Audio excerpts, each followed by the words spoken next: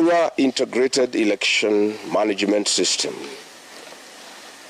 Kenyans, you'll bear witness that I have spoken to the IEBC chairman, Mr. Erastus Ethekon, in my capacity as a leader in this country and as a responsible citizen on several electoral matters.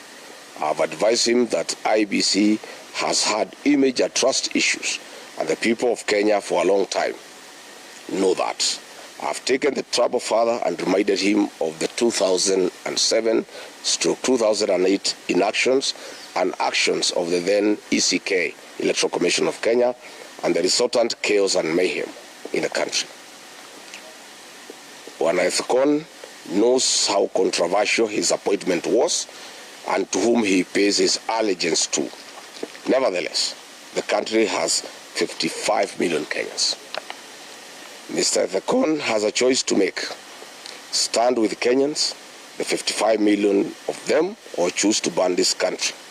He lives around and he knows the people of Kenya. From the outset, Kenyans hold the view that his commission and himself are an appendage of William Ruto.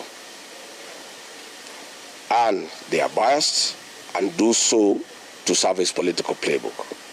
He has not spoken to this matter, and he will not, and you all know why. Mr. Ethekon is well aware that when he was named as IEBC chairman, he lived in a rented apartment.